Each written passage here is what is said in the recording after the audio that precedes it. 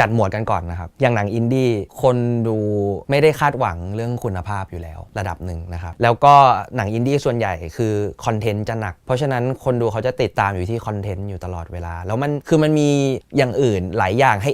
กับคนดูอะจนแบบเขาไม่ได้รู้สึกว่ามันจะต้องจับสังเกตที่โฟลี่อะไรอย่างเงี้ยครับ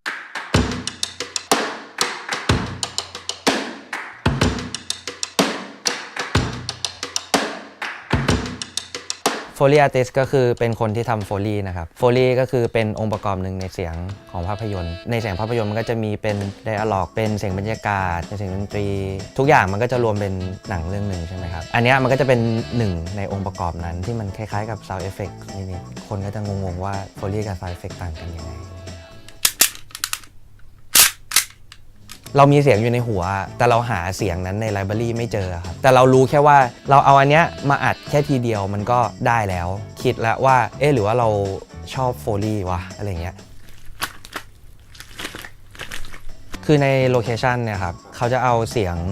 ไดอะล็อกให้ชัดที่สุดเพราะว่าการที่จะเอามาซ่อมใหม่ครับต้องเรียกนักแสดงมาค่าตัวก็ต้องเพิ่มขึ้นใช่ไหมครับแล้วก็การที่จะให้เขาพูดอารมณ์เดิมหรือแบบน้ำหนักเท่าเดิมหรือไดอะล็อกเดิมให้ตรงปากเป๊ะอย่างเงี้ยมันเป็นเรื่องที่ยากเขาก็เลยจะเอาไดอะล็อกให้ชัดที่สุดทีนี้ถ้าสมมติว่าในหนังเนี่ยเราดูแล้วแบบไดอะล็อกหมายถึงคำพูดเนี่ยมันชัดมากแต่ว่าเราไม่ได้ยินเสียงอื่นเลยอย่างเงี้ยครับมันก็จะแปลกๆเราก็เลยต้องทำเสียงรอบข้างของตัวละครใหม่อีกรอบนึงครับภูมิใจหมดทุกเสียงนะภูมิใจมากที่สุดก็คงเป็นแบบเสียงน้ำแข็งธรรมดานี่แหละแต่เพียงแต่ว่ามันเป็นเสียงน้ำแข็งที่ตอนแรกมันดูเป็นไปไม่ได้ที่จะเกิดขึ้นคืออันนี้มันเป็นงานของวองกาไวแล้วเขาก็มาดูด้วยตัวเองทีเนี้ยเราเอาน้ำแข็งเอาทุกอย่างที่คิดว่ามันจะเป็นน้ำแข็งได้มาใส่ในแก้วแล้วก็คนให้เขาฟังแล้วเขารู้สึกว่าเขาอยากได้ใส่กว่านี้คิดดูว่าแบบเราไปหาน้ำแข็งต่างๆน้ำแข็งบดน้ำแข็งนู่นนี่นั่นเราไปหาหมดแล้วจนสุดท้ายเหมือนกับเริ่มหมดไอเดียแล้วเราก็เลยเริ่มรู้สึกว่าโมโหเลยหน่อยก็เลยอยากได้ใสๆมากใช่ไหมก็เลยเอาเศษแก้วเล็กๆเนี่ยครับใส่ลงไปในแก้วแล้วก็คนป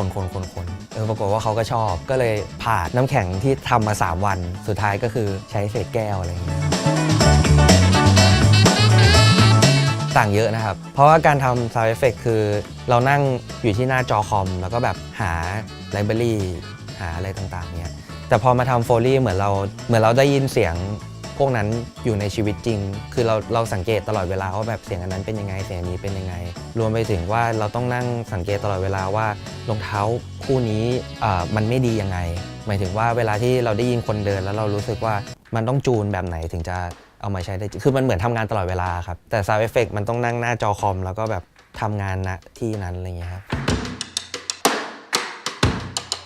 ท้อเนี่ยมันไม่ใช่แบบว่านึกเสียงไม่ออกนะครับแต่บางทีเราแบบเป็นแค่เสียงวางแก้วธรรมดาเงี้ยแล้วแบบเราทำไม่ได้สักทีหรือแบบบางเสียงมันง่ายๆแต่เราทำไม่ได้สักทีอะไรเงี้ยครับหรือบางเสียงที่แบบยากมากๆแล้วแบบพ่วงกับไม่ชอบสักทีก็กำลังคิดว่าเนี่ยคงเป็นแบบงานสุดท้ายแล้วมั้งอะไรเงี้ย feeling อาจจะไม่ได้หมายถึง performance อาจจะไม่ได้จังหวะเสียงอาจจะไม่ได้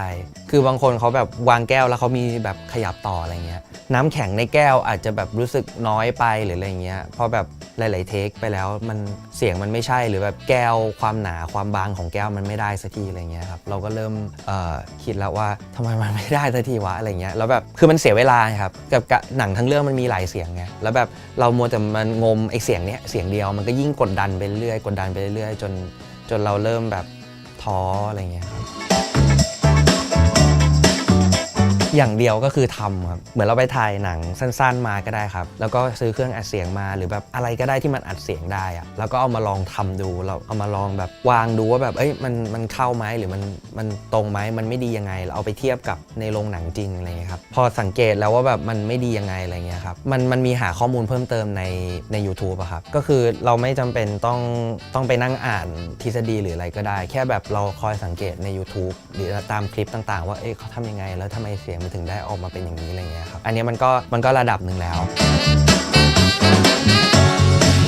ถ้าเรารู้เรื่องโฟลี่แล้วครับทุกอย่างของเสียงครับมันแทบจะทำได้ทุกอย่างเลยนะฮะ คือโฟลี่มันดูเหมือนง่ายใช่ไหมครับแต่จริงๆแล้วมันประกอบด้วยรายละเอียดเต็มไปหมดเลยครับไม่ว่าจะเป็นเรื่องการเลือกไมค์การเลือก PM ในการอัดการเลือกนู่นเลือกนี่หรือการเลือกวัสดุอุปกรณ์การตั้งไมค์คือมันใช้สกิลทุกอย่างที่จำเป็นสำหรับคนทำเสียงครับเพราะฉะนั้นถ้าเรารู้ทุกอย่างคือถ้าเราทำโฟลี่เป็นแล้วครับผมรู้สึกว่าเราทำได้หมดนะครับไม่ว่าจะเป็นการอัดร้องการทำเพลงการอัดเครื่องดนตรีการอัดฟิลเรคคอร์ดดิ้งคือถ้าไปสายหนังเนี่ยเรารู้แน่นอนเลยว่าซีนนั้นเราต้องทำอะไรเพิ่มยังขาดอะไรยังไม่มีอะไรเพราะฉะนั้นถ้าเราไปทำฟิลเรคคอร์ดเราก็จะรู้แล้วว่าตรงเนี้ยเราต้องโฟกัสที่อะไรถ้าเขาไม่พูดเราต้องโฟกัสที่อะไรให้คนต่อไปทำงานง่ายหรือพอเราทำโฟลี่เสร็จแล้วเราไปทำซาวด์เอฟเฟกต์เราจะรู้แล้วว่าคีย์เวิร์ดเนี้ยเราต้องเซิร์ชหาคำว่าอะไรแล้วมันขาดอะไรอีก